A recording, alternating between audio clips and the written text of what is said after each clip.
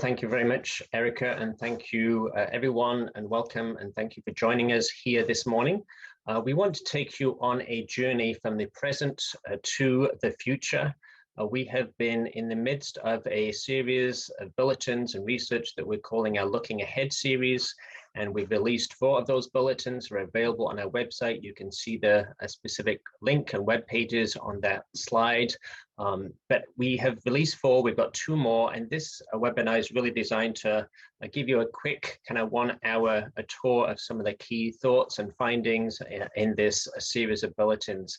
And I just want to emphasize, we're not just bringing to these insights and ideas, we're also trying to pull out what are some of the practical business takeaways, what are some of the policy priorities, and what we're really trying to do in this series of bulletins and in this webinar today is to stimulate some informed discussion. So in those bulletins, you will see a list of discussion questions, and we're hoping that they may help you work with your team, whether it's your business, whether it's your government, whether it's your nonprofit organization, to think about what are the implications of this analysis for us? What are the opportunities? How can we be part of the solution to some of the issues that we're raising?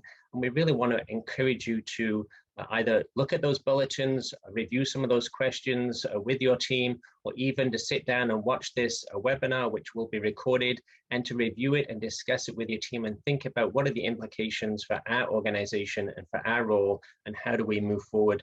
Because what we're really trying to do is how do we create a better future? And we're really trying to stimulate this informed discussion that we can think about what does our future look like.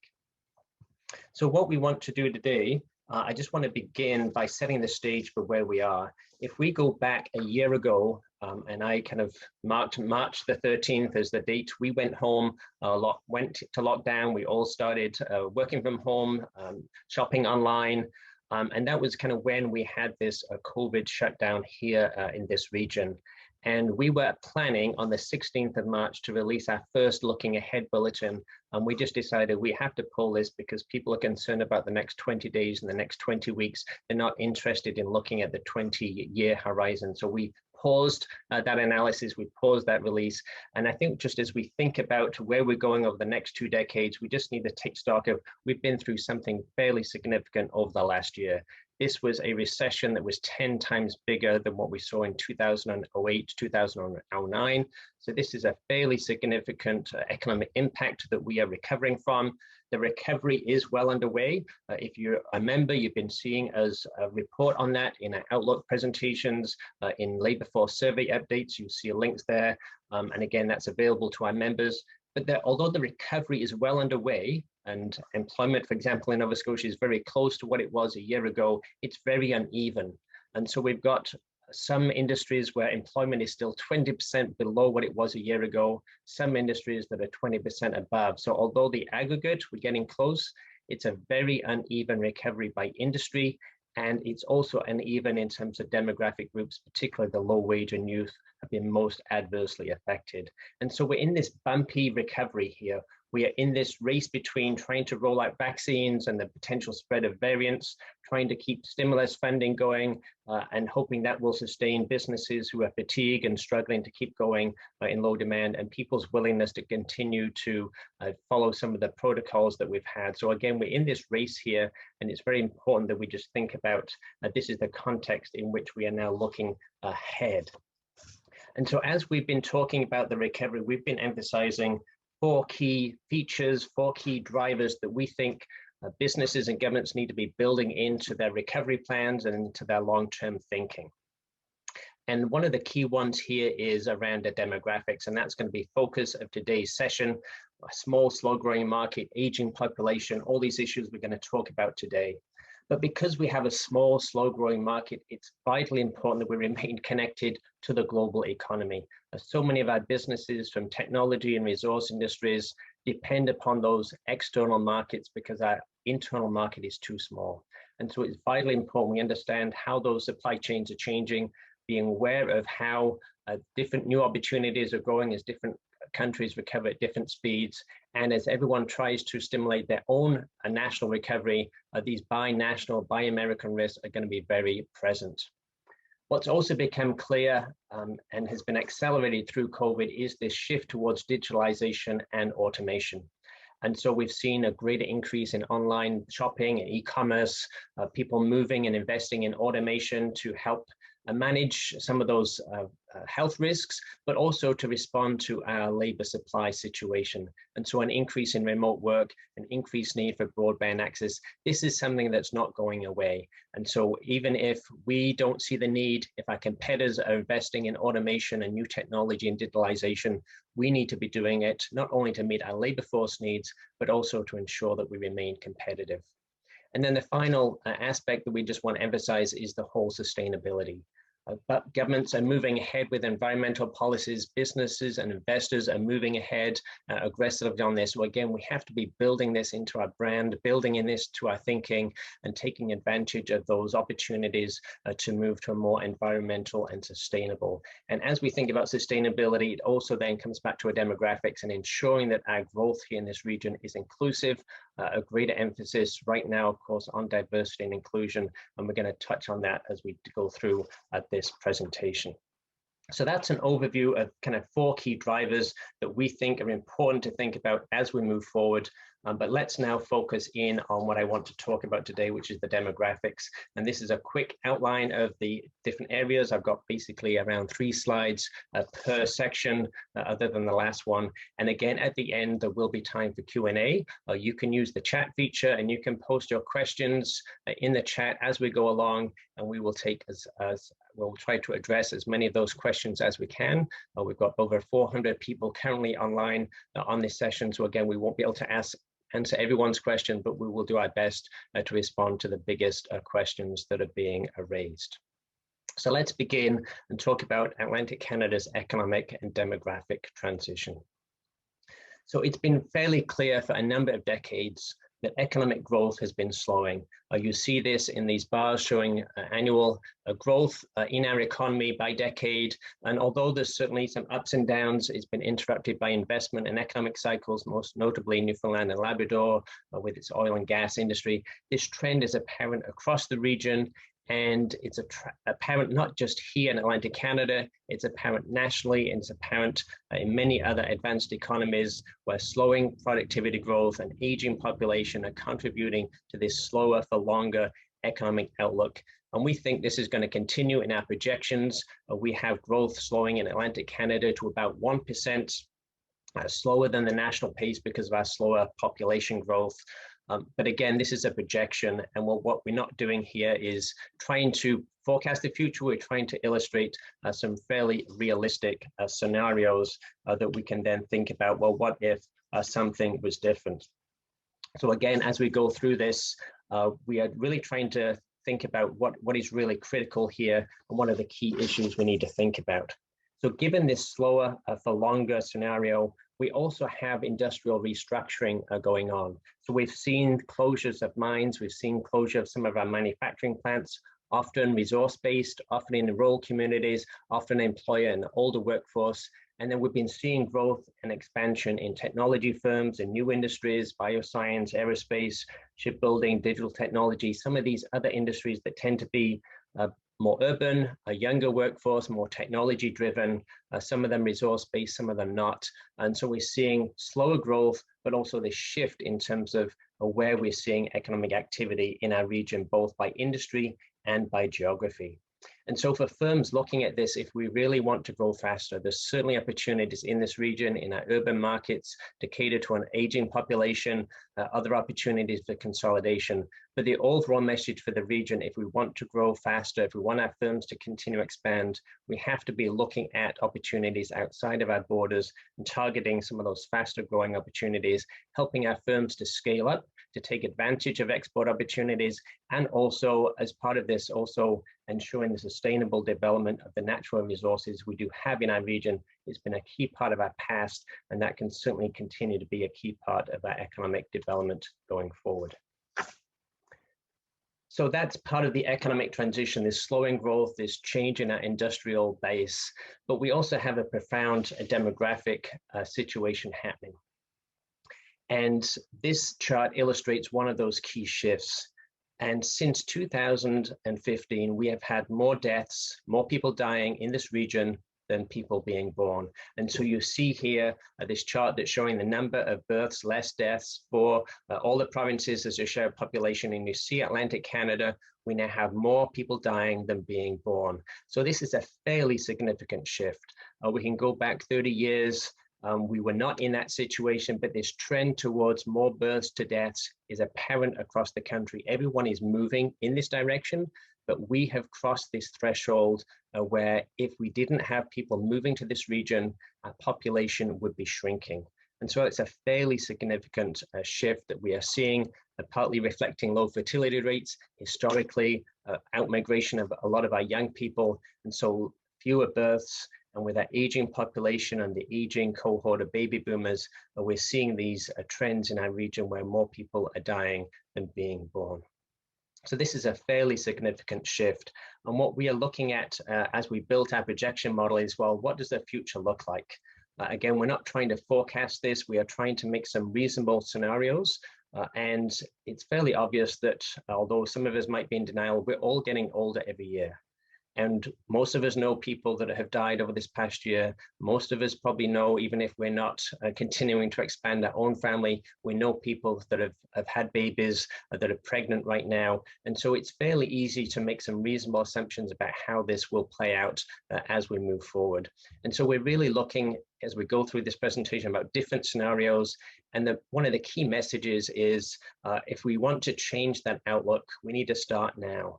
So what can we start to do now to prepare for better outcomes? And if you don't like some of the material I present to you today, what is it that would allow us to generate a different scenario? What types of changes do we need to make? And this is where we need to think holistically. It's not about just wishful thinking, well, this won't happen, or we'll just hope for this.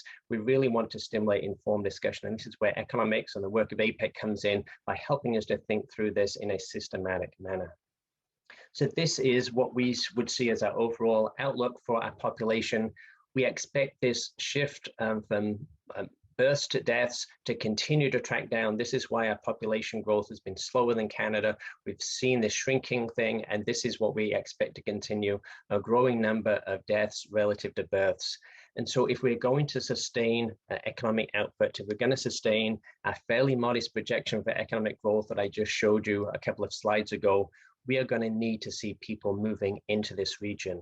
And in fact, that's what we did. But it's a huge shift because we've gone through decades of generally seeing a net outmigration to other parts of Canada. That's why all these blue lines are below the zero axis.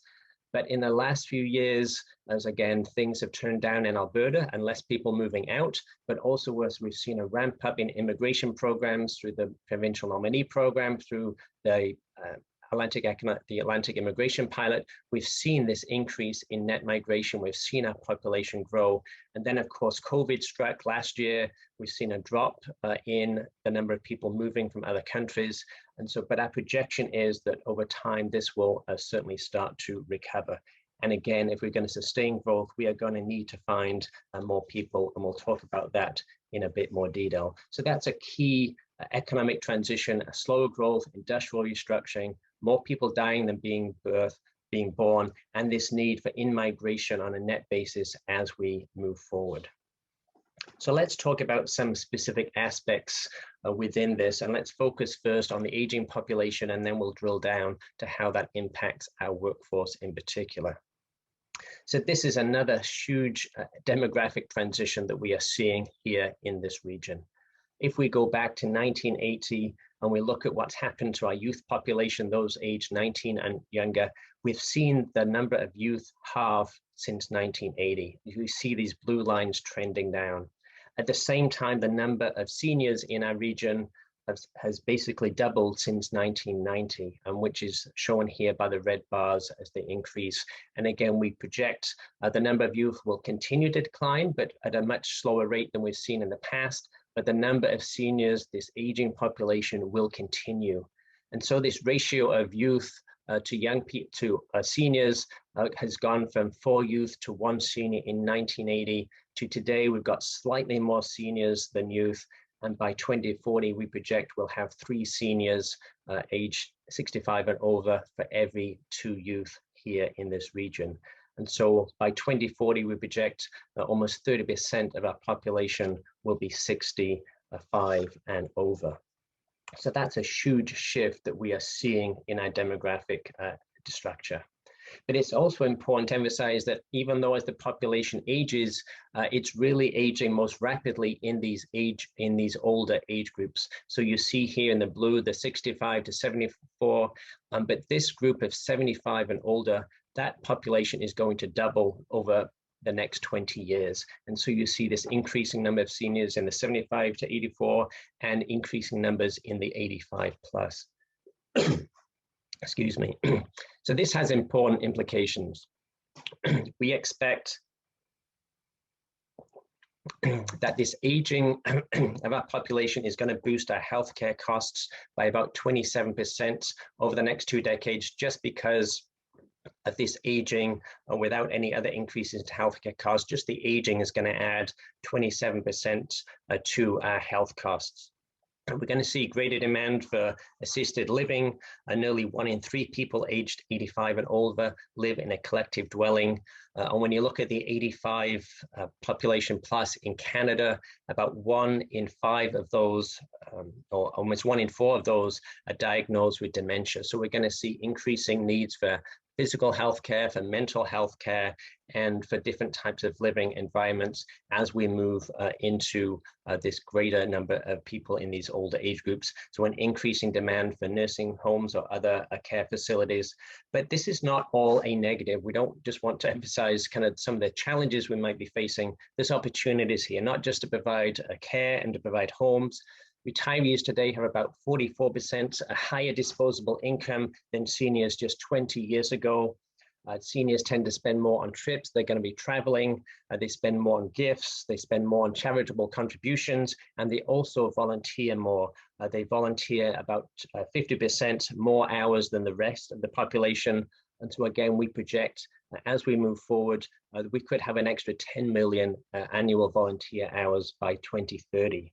And so again, as we think about this aging population, we also need to think about their needs and how we cater to their particular demands, but also how do we tap into what we see as a much healthier population, a much better off population financially, with time, with resources, with expertise and skills. So how do we tap into that? How do we leverage that in our labor market? How do we tap into that experience and expertise where people may not want to work full-time, but they're looking to give back to their community, looking to give back to businesses? How do we leverage that for the good of our whole economy and our society?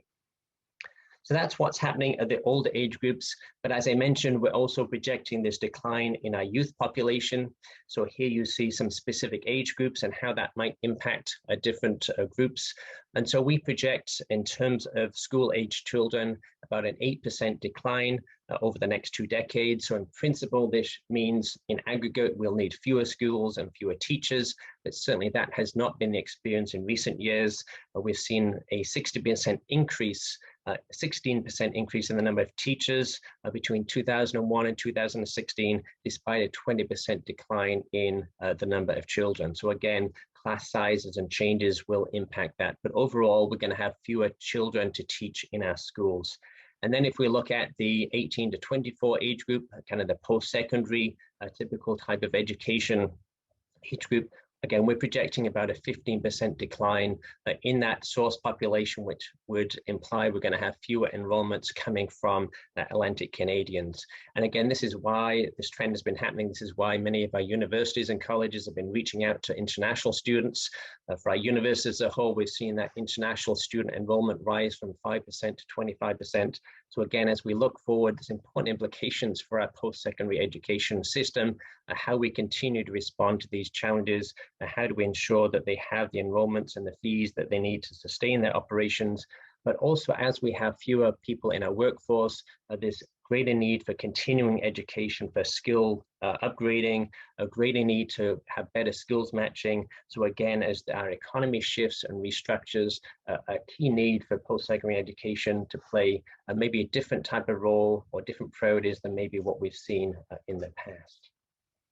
So that's a brief overview of what we're seeing here in terms of the aging population.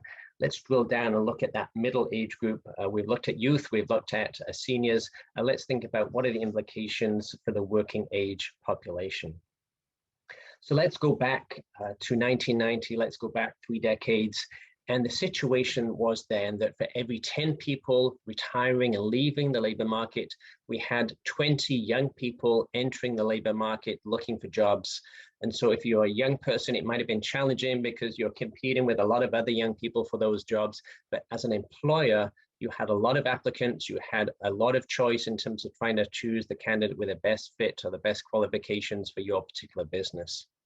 But if we fast forward to where we are today with that aging population, those demographics that I just showed you in our population, we are seeing now for every 10 people retiring, we only have 7 people, young people entering our workforce. And so we're seeing this huge shift where businesses and employees are not getting as many applications. They're finding it hard to find people from that pool with the skills and the expertise or the experience they're looking for. And our projections are, even with assumptions that I showed you of in-migration, of people moving to this region, this is not materially going to change. So employers really have to understand, we have to really think about how do we have an HR strategy that responds to this very different situation that we're facing today and will continue to face over the next 3 decades compared to the situation we had 20 or 30 years ago. So again, we're going to have a much greater emphasis on HR, and particularly for small businesses that may not have an HR person, we really need to think about how we help and support our small businesses, how they navigate this transition when they don't have the HR teams to be able to implement some of the more sophisticated strategies they may need to think about. And of course, this impacts industries across our economy. Everyone is being affected by this, but certainly some industries have a much older workforce currently. The primary industries like agriculture, fishing, and forestry, and goods producing sectors in general have a much higher proportion in the 55 plus, which is shown in these yellow and orange bars here. But some industries are also very dependent upon our youth population, our restaurants and accommodation, some of our tourism-related industries, retail sector, some of the call centers, which will be in the business services. These also depend upon a youth population, and as I mentioned, that has shrunk and will continue to decline. So again, as we think about this, every industry is in a slightly different situation, but needs to look at its demographic of its workforce and how it's going to be impacted by these macro shifts. And the other thing we need to think about, and what every business and industry needs to think about, is everyone is facing this and everyone is looking to, well, how can I get more women into my workforce? How can I attract young people? How can I reach out to Indigenous communities? How can I attract international workers? But for the population that's here, every business and every industry is trying to tap into the same pool. So we're all competing for those young people. And again, every business and every industry has to think about, how can I differentiate my business and my sector? How can I attract the people that have the right skills and interests and passions to work in this particular field or this particular occupation? And so it's not just about employees, it's also about business ownership.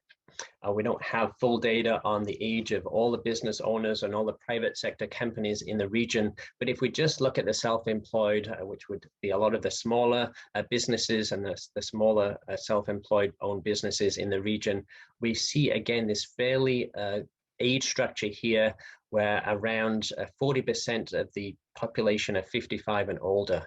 And so we'd expect both in our farm community and also in our regular small business ownership, we could have over 25,000 small business owners looking for a new owner over the next couple of decades. And so we need to think about capital for where those new owners are going to come from who might need help financing to acquire a business. We need to think about the management skills for individuals taking over those businesses. Some of them may not be viable. Some of them, their business model may be very much tied up and their value very much tied up into the skills of the owner. But for others where there's a viable and ongoing opportunity, how do we help transition some of these businesses into new ownership? And for many of those people retiring, a lot of their retirement savings are going to be locked up in that successful exit. So again, it's got implications for their ability and their financial welfare as they sell and exit their business. So huge implications in our workforce, whether you're an employer or whether you're a business owner. But we also have been talking about this at the regional and provincial level. But one of the key things I wanted to do in this research is to look at this from an urban and rural lens. And so that's how we built our model, to be able to look at different geographies and think about what are the specific implications, because we haven't seen the same trends in the past. We don't think we're going to see some of the same dynamics as we move forward. So let's just look at what we are seeing in terms of some of our biggest cities and some of our other regions. And when we look at a recent population growth in what we are calling our top 6 cities, so this is the 4 provincial capitals, Halifax, St. John's, Charlottetown, and Fredericton, and then we're adding in the 2 big CMAs, the 2 big cities of Moncton and St. John in New Brunswick. These 6 cities have seen, they account for about 50 to 60% of economic activity. They're a huge part of our economy. They're a huge part of the provincial economy. So it's important that we take account of their economic weight. And when we look at recent trends, you can see there that these 6 cities have seen their population grow by about 20% over the last 2 decades, whereas we've seen an overall decline in population of about 7% elsewhere. So again, we've got this significant shift that has been happening over the last few decades. And as we look forward, we think some of these trends will continue. So a lot of the job growth has been in the past, as I mentioned, in our cities. Some of the rural regions have lost jobs as those resource-related sectors and mines and plants have closed. And workers, a lot of our young people have been moving from our rural communities into our cities and into our cities, as well as cities elsewhere in Canada, looking for better job prospects. So employment and labor demand has been faster in the urban centers. Our labor force growth has been faster in our urban centers. And we think, and again, our rural regions have seen greater out-migration and fewer levels of immigration coming to the region. And that really reflects what we're seeing here. So this is the trend that we've seen, and we think these broad trends will continue with slightly faster growth in our cities in terms of economic growth, continuing to exceed the growth rate outside of these top 6 cities. And because of that, we expect then to see continued employment growth in our cities, where they're continuing to benefit from job growth in professional, business, and financial services. And although we see continued output growth in our resource-based industries and our rural communities, because of productivity, we do not expect employment to grow in the aggregate. And so with declining employment, that will lead to overall population decline continuing in the aggregate in our rural communities. But I just want to emphasize here, these are looking at 6 specific cities and the rest of the region just lumped together. Every city and every rural community will have very different dynamics. Some will fare better than others based upon their industrial structure and the outlook for their key employers. But these are some broad trends, and we just want to draw some distinctions between some of our cities and some of our rural communities. And some communities may be so close to their cities, they're tracking what's happening in the city, and others may be much more remote and seeing some of these more different trends that we're seeing and showing here. So when we look, for example, at what's happening, we think looking forward, we expect that by 2030, half of the Atlantic population will live in these 6 cities that we're talking about, up from 47% today because of those trends that I've just shown you. And so demand for housing will be growing much faster than population, because we expect household size will continue to decline. The household size of 65 plus in 2000 was about just less than 2 people, whereas the 35 to 44 age group household, that would be around 3.3. So as our population ages, household size is shrinking. And so we expect the demand for housing will be faster than the overall population growth. But again, as you see in this chart, housing demand will be stronger in our urban communities than in the rest of the province in question. And as we see this, we also expect that household demand will change. When you look at, for example, the age group of 75 and over, around 30 to 40% of those households are living in apartments, compared to about 20 to 25% for those in the 40 to 65 age group. So household demand will be shifting again as we see those shifts in our population and our age structure. But again, overall housing demand faster in our urban communities than in our rural regions. And then this chart is fairly significant in understanding those aggregate dynamics. I have shown you about the aging population, the aging workforce, and how it plays out on an urban and rural basis. Our rural regions have an older population than our urban centers. About 53% of our population lives outside these 6 cities, but these other regions account for over 60% of our seniors. And by 2040, we project that 1 in 3 people living outside these 6 cities will be seniors. And yet when we look at the absolute growth in the number of seniors in our top 6 cities, it's going to be twice the number as what we're seeing, the 50,000 in our other regions. So again, when we look at where do we need those new senior homes to be placed, many of them will need to be in or close to our urban centers. But I think the biggest challenge that I see here in this chart is, although we have an aging population and more seniors in our rural communities, the working age population is going to be shrinking. And so we really have to be thinking about, how are we going to ensure that the seniors and the people that continue to live outside of these cities have the care they need, have access to the services they need, public or private, because of this huge shift that we're seeing in our rural communities. And again, let me just emphasize that these shifts in our age structure are happening even with our assumption of immigration. Both our urban and our rural communities will need to have people moving into them if they're going to sustain the modest levels of growth that we are projecting.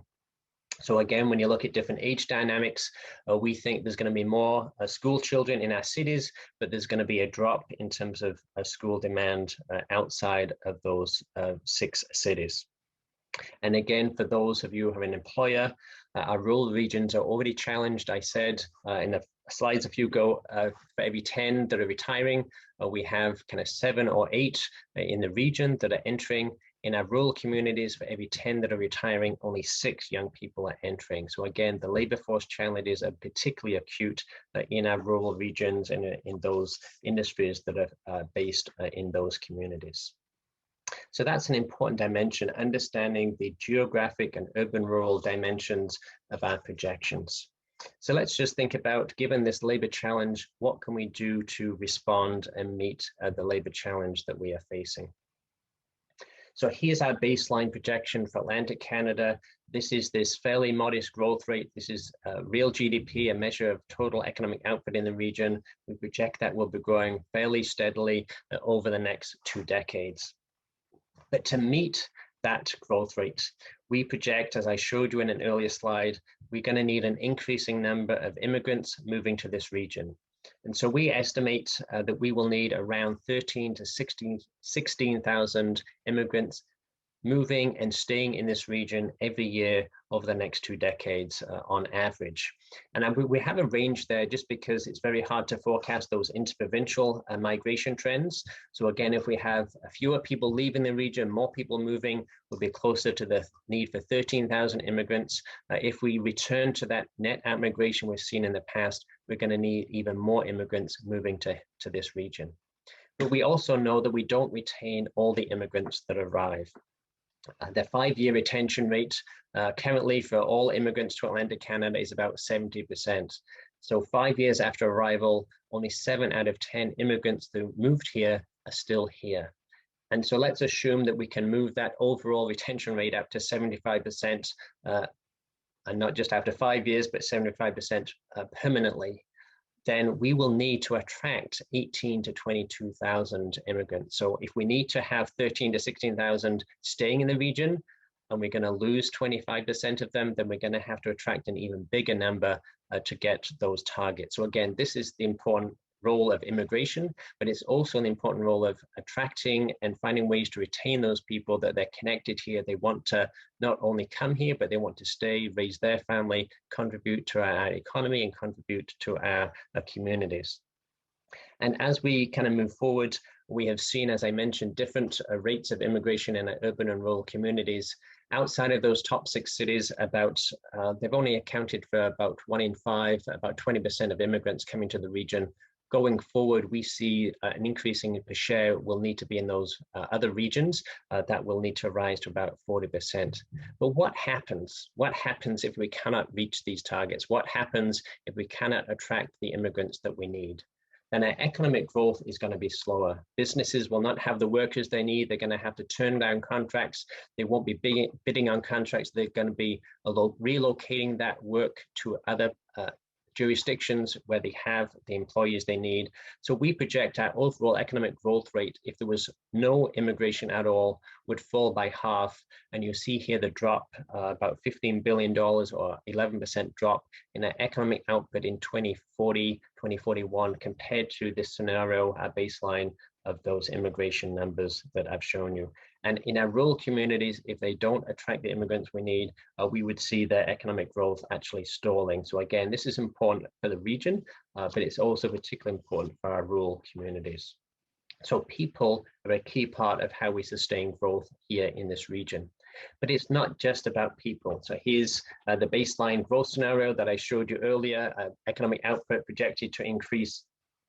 But it's also not just people, it's about investing, keeping up with competitors, as I mentioned earlier, but also investing in buildings, in machinery, in equipment, in software and skills. These are all vital to sustain economic growth. And so in our baseline projection, we are assuming that productivity, this output per worker, is going to grow faster in the future than we have seen in the recent past. But if that assumption is wrong, if we are only going to grow at productivity levels we've seen between 2006 and 2019, again, the implication of this is our growth will be slower. We're going to have less output in 2040 than we project in our baseline scenario. So again, this very important role of productivity, of investing in skills and capital, is going to be extremely important. But what if we don't get immigrants? What if we don't attract any of those new workers from outside of this region? This was the line I showed you before. Economic output will be much slower. So if we don't have people and we only have to rely on investment in skills of the people here and investment in capital and new technologies, we're going to need to see productivity growth double from what we've seen in recent history if we are going to still achieve that baseline economic scenario. So the story here is, we're not trying to forecast whether it's going to be more people or whether it's going to be more capital intensive growth.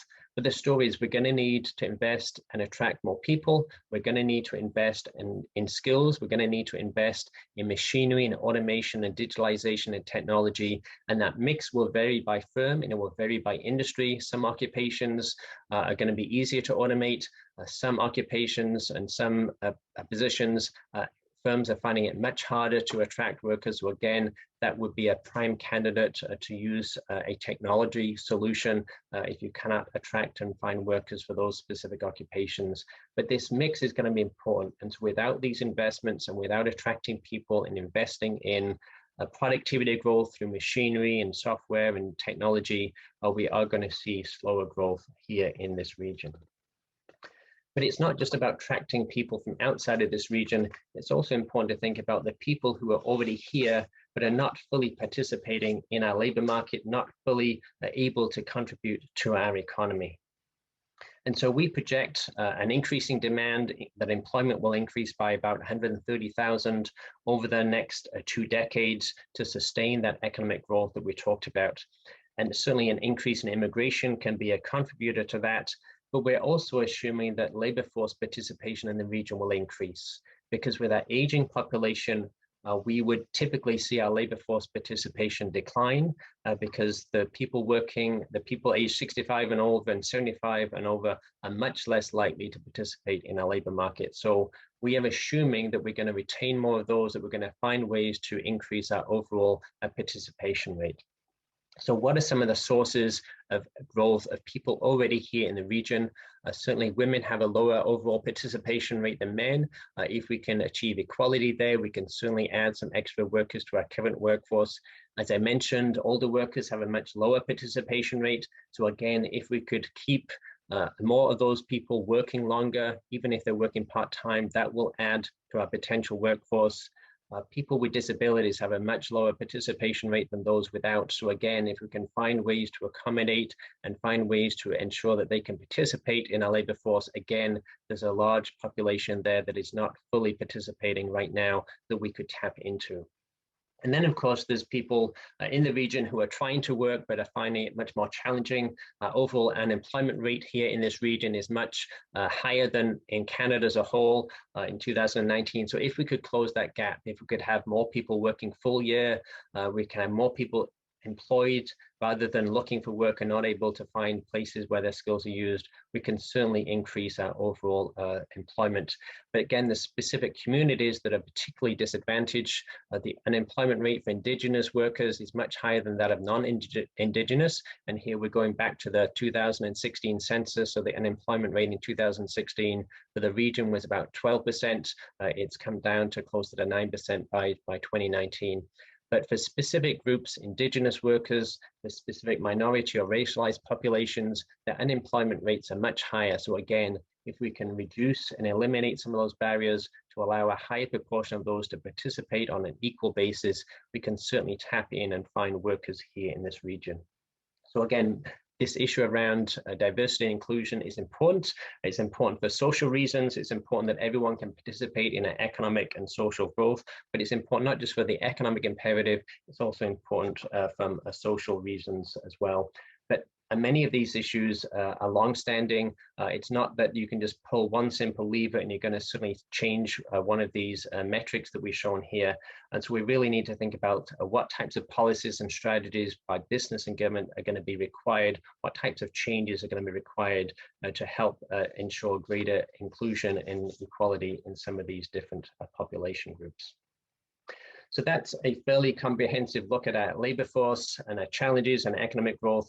Let me just close with one slide around fiscal sustainability, because this is a key issue with the aging population and fairly modest growth rates that we are projecting.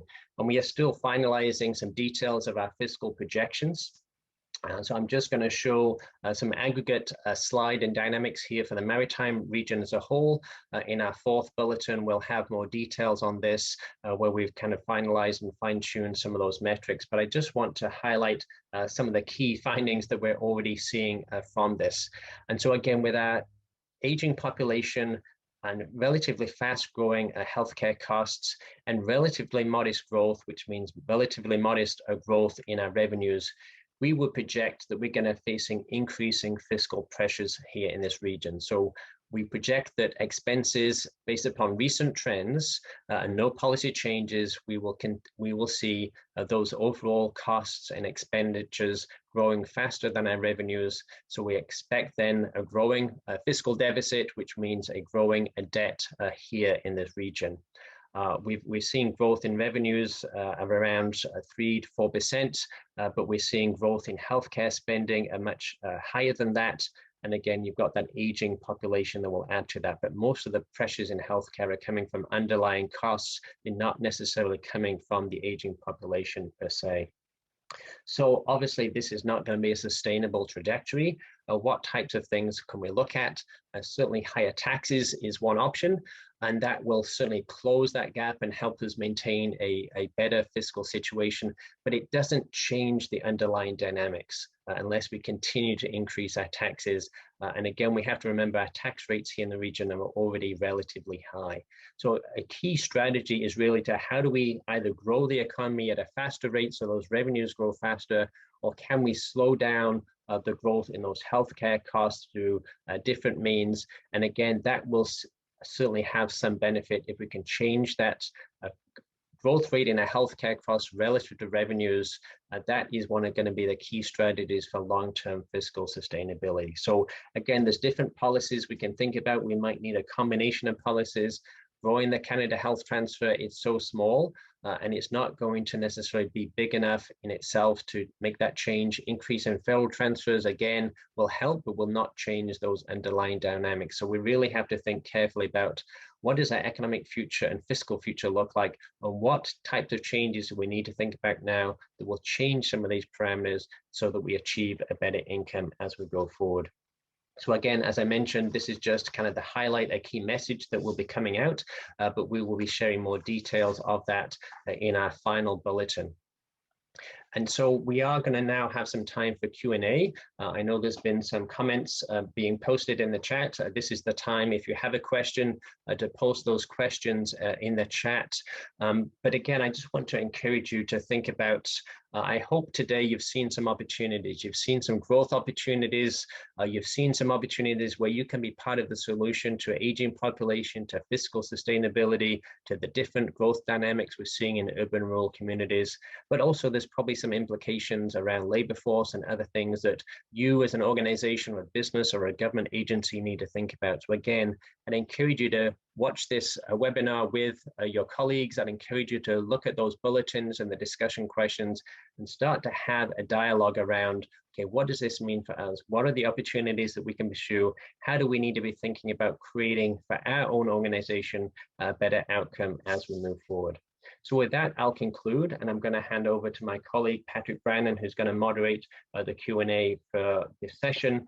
And again, we may not be able to answer all the questions that are in the chat, but our next bulletin will be responding to some of these questions. And if there's others that we can't address today, we will certainly try to respond to some of those in that next bulletin. Thank you. Patrick. All right, thanks, David. Lots of good questions in the chat. The first one we'll ask you is just around the impact of COVID. A lot of people are moving to Atlantic Canada from other parts of the country during the pandemic, including from some of the larger cities in the country. Do you expect this shift to continue once the pandemic's over, and how does that impact your population forecast presented today? No, it's great. And again, the COVID had a huge impact in terms of just having huge impacts in our model. We did have to go and recalibrate some of those to account for this huge economic decline we had last year and a strong recovery. But our focus is certainly not trying to manage or forecast the year-to-year changes, but what's the big story over 20 years? So again, we've pulled down our immigration numbers for the current year, and we do expect to see that kind of slowly rebuilding.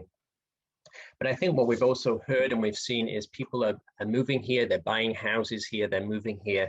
And we really just need to think about this, and we'll address this in a bit more and hopefully put some numbers around this in our next bulletin. But if people are moving back to Atlantic Canada to fill positions, if they're coming back to meet that labor challenge, they don't have a job, they're filling a job, that is certainly going to mean that's one solution to our labor challenge, and we certainly will then need fewer immigrants if we've got more people moving from other parts of Canada. But I think many of these people that have been moving back during COVID, buying homes, they're moving with jobs. They're now remote working. So they're actually adding to output.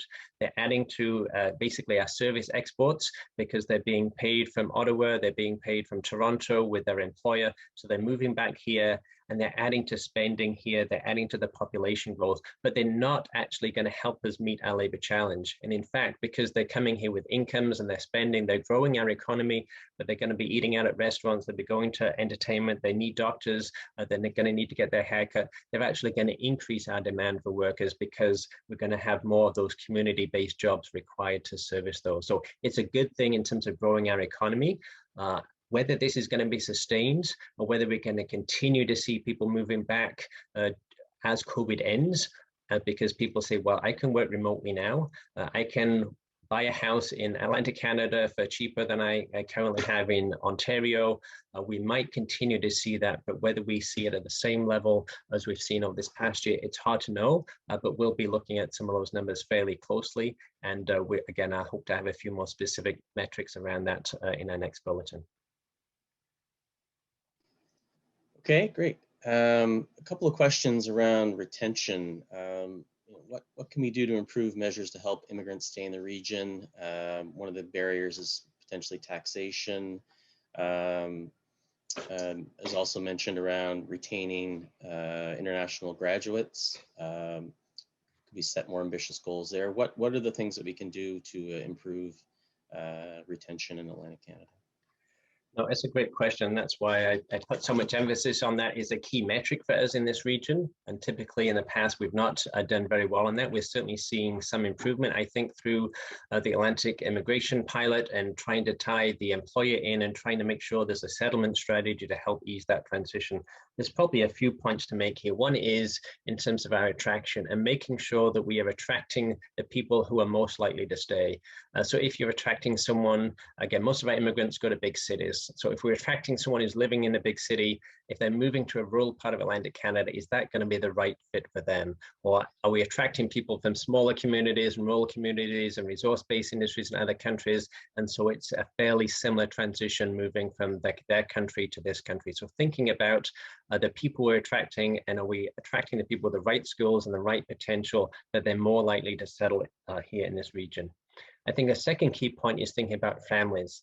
Typically in our immigration programs, they're very much a points-based system where we focus on the principal applicant, the individual with the specific skills who may have the job offer, who's being hired by an employer, but we often forget that they're coming with a family. They're coming with a spouse, they may be coming with children.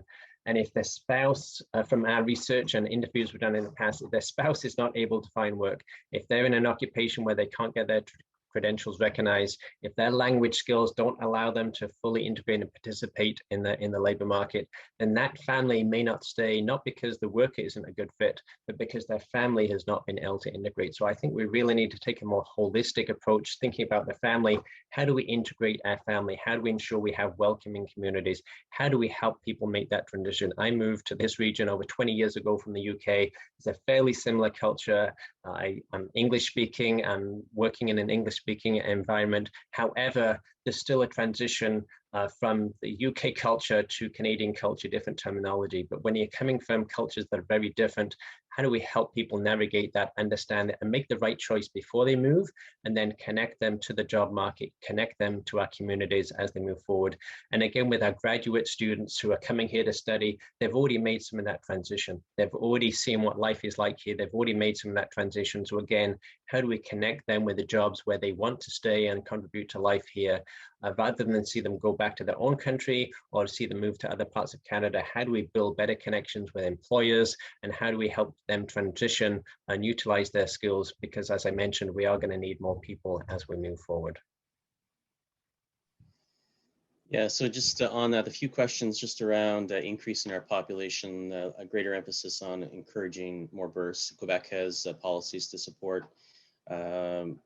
more births in the economy, and looking at the federal government's plans for subsidizing or supporting childcare in the early stages. What's your thoughts on that, and in terms of improving the population going forward? What kind of effect could that have? Yeah, no, that's a great question. And again, I think we just need to think about this from a short-term and a long-term perspective. And we did talk about this in our second bulletin.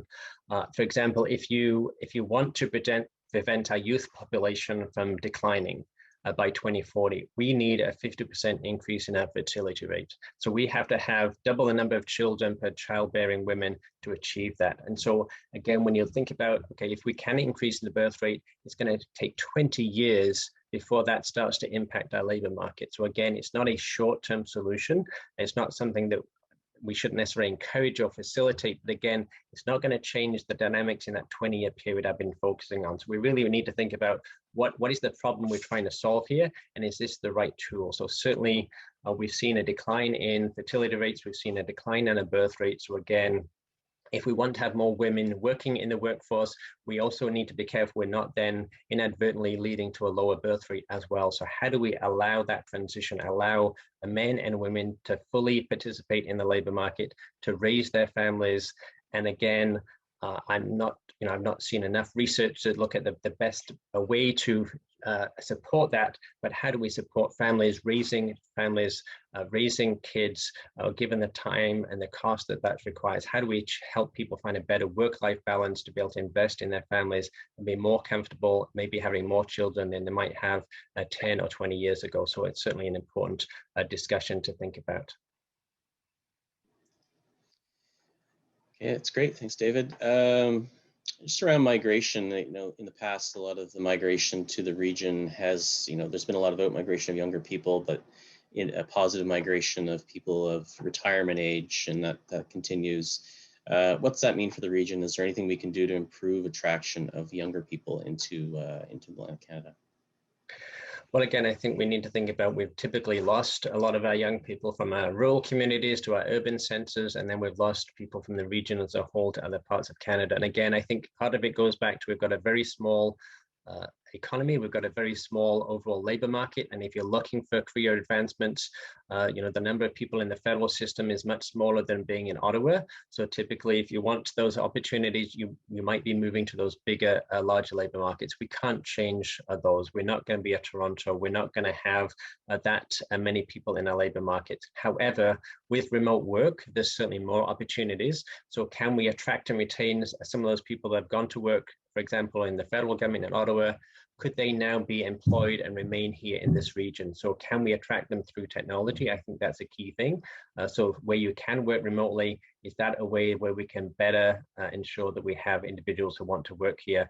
But again, people do move, and I think it's really about opportunities and connecting people so they see the opportunities, they see there's a place here for me to use my skills, I can contribute to growth, I can contribute to the greening of our economy here, I can contribute to growth in new sectors here, there's opportunities. So how do we build those employer-youth connections pre-employment, during education, during post-secondary education, so that they have attractive things? And you talked about tax rates earlier. We know that's a key issue, trying to attract some high-paid, high-skilled individuals from other parts, from other countries in the world. We certainly need to think about our overall competitiveness of our tax structure.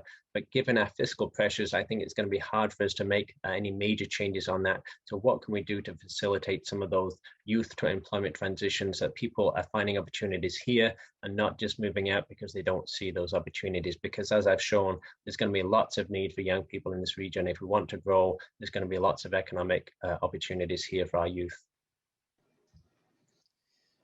Okay, a couple of questions just around strategies, one around economic hubs of urban communities as a way of fostering economic growth in the region, and also strategic sectors in the region that we should be focusing on.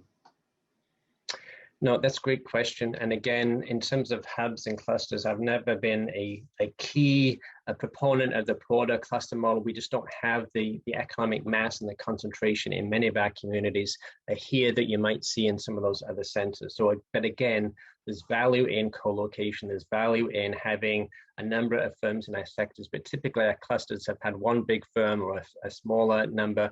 We don't have the same dynamics that some of those others might have in Silicon Valley or other places in the world.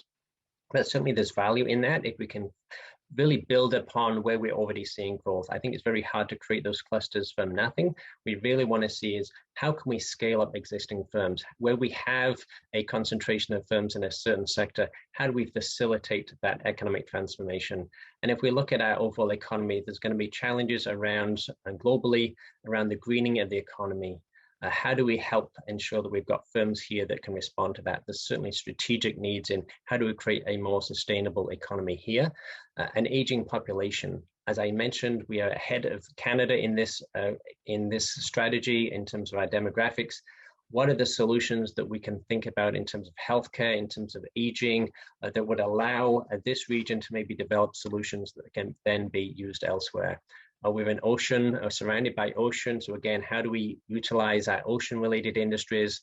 Again, these are some of our key resources. Our forestry, our fishing. There's growing demand for food in other countries. Again, how do we leverage the resources that we have in this region to meet the needs of a growing and a rising income elsewhere in the world? So there's lots of areas where we can be looking at growth opportunities to respond to our own challenges and to meet the needs of healthcare, of sustainability, of growing demand for food in other places as well.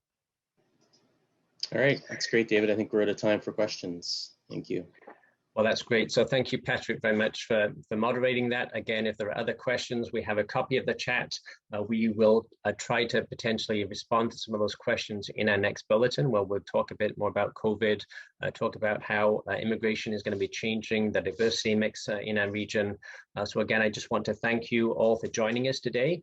Thank you for your questions. Thank you for listening. Again, I would encourage you to continue this conversation. Don't just let this stop. Continue having that discussion with your own organizations, with other people you interact with. I encourage you to sign up for economic updates.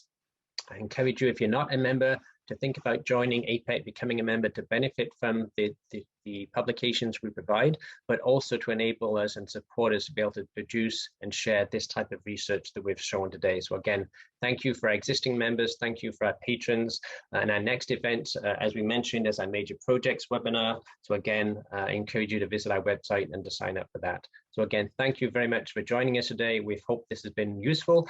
We hope you found this of value. The recording will be available, the bulletins are out, 2 more to come, and hopefully we continue this discussion as we look ahead to Atlantic Canada's economic and demographic future. Thank you for joining us today.